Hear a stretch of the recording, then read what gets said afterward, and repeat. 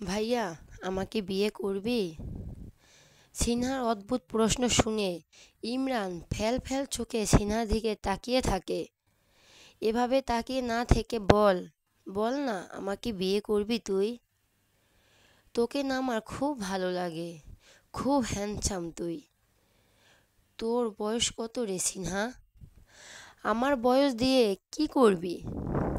ওই শোন, বয়স জেনে কাজ নেই।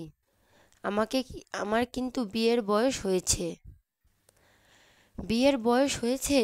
তা বয়স কত তোর? বল আমাকে। এ তো বয়স বয়স করছিস কেন? সেটা বল। তুই বিয়ে না করতে চাইলে বলে দে, আমি অন্য কাউকে খুঁজে নিব। কি বললি তুই? ইমরান হুট করে বাইকের ব্রেক কষে। সিনা ভয়ে পেয়ে দুই হাত দিয়ে ইমরানকে জড়িয়ে ধরে, যেন পড়ে না যায়। ইমরানের নিজের বুক থেকে ছিনার হাত সরিয়ে বাইক থেকে নেমে দাঁড়ায়। কি হয়েছে?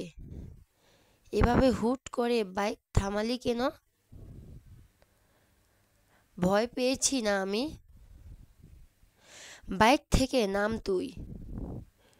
তোরে আমি কলেজে নিয়ে যাব না। তুই একা একা কলেজে চলে যা।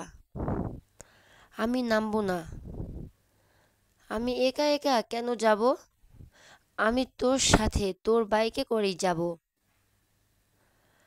আর তুই এভাবে আমার সাথে রেগে কথা বলছিস কেন? আমার সাথে যেতে হবে না তোকে। তুই না কাকে খুঁজবি? যা, তাকে খুঁজে তার সাথে যা। এখন আমি তাকে কোথায় খুঁজব? আস্তে ধীরে খুঁজব নে।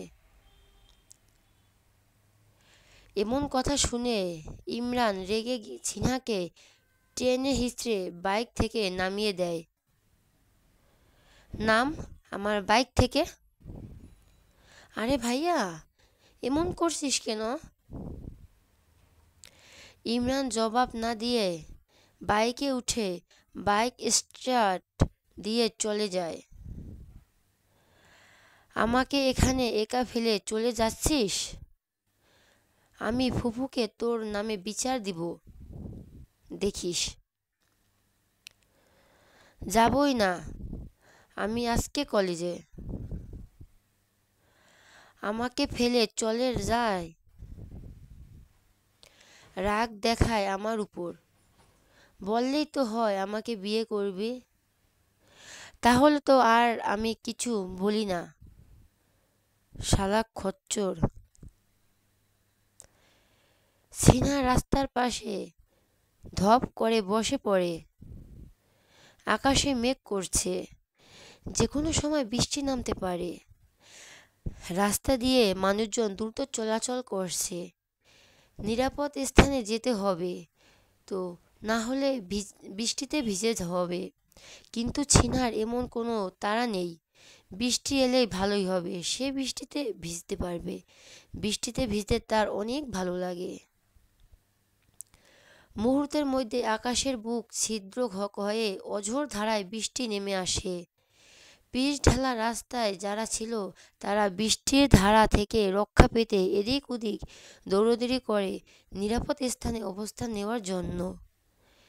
ব্যতিক্রম শুধু সিনহা। সে উল্টো নিয়মের বেড়াজালে বাইরে এসে পিচ ঢালার রাস্তায় নেমে বৃষ্টির ধারায় নিজেকে ভিজিয়ে নিচ্ছে। দুই হাত প্রসারিত করে প্রশস্ত খোলা আকাশের দিকে তাকিয়ে থাকে সে। বৃষ্টির পানি এসে তার মুখে আছড়ে পড়ে। মুহূর্তটা খুব ভালোই উপভোগ করছে সে। ইমরান নিজের ভার্সিটির গেটের পাশে আসতেই বৃষ্টি শুরু হয়। সে গেট দিয়ে তার ভিতর প্রবেশ করল না, কারণ সে পাগলি মেয়েটাকে রাস্তায় রেখে এসেছে। এখন নিশ্চয়ই সে বৃষ্টিতে ভিজতে থাকবে। কোনো আক্কেল জ্ঞান নেই মেয়েটার। যে কোনো সময় কোনো একটা অঘটন ঘটতে পারে, সে জ্ঞানটুকু তার মাথায় নেই। উফ! কয়েকটা বখাটে ছেলে রাস্তার এই বৃষ্টির মধ্যে একটা মেয়েকে এভাবে ভিজতে দেখে একে অপরের দিকে তাকিয়ে শয়তানি হাসি দেয়। মামা পাইছি রে। হ মামা, দেখে তো ঝাক্কাসি মনে হইতেছে। সময় নষ্ট না করে চল গিয়ে ধরি। উফ, চল। ছেলেগুলো দৌড়ে এসে চিনহার সামনে দাঁড়ায়। এভাবে হুট করে কয়েকটা ছেলে সিনহার সামনে আসায় সিনহা ভড়কে যায়। ছেলেগুলোর হাসি দেখে সিনহা ভয় পেতে শুরু করে। সে ভয়ে কয়েক পা পিছিয়ে যায়। ছেলেগুলো হেসে সিনহার দিকে কয়েক পা এগিয়ে যায়। সিনহা পিছনে ঘুরে চলে যেতে চাইলে ছেলেগুলো দৌড়ে এসে সিনহার সামনে দাঁড়ায়। সিনহা এবার ভয়ে ভয়ে মুখ খুলে, আমার পথ আটকে দাঁড়িয়েলেন কেন? কি চান আপনারা? বুঝো না একটা মেয়ের কাছে এই ছেলেগুলো কি চাইতে পারে? হেসে, মানে মানে আড়ালে চলো, তারপর বুঝাবো। এই কথা বলে একটা ছেলে সিনহার হাত চেপে ধরে। ছাড়ুন, আমার হাত ছাড়ুন। হাত ছেড়ে দিব, তবে কাজ শেষ হওয়ার পর। শয়তানি হাসি।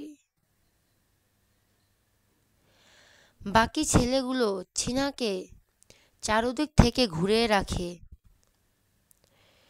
সিনহা ভয়ে চিৎকার দিয়ে ওঠে।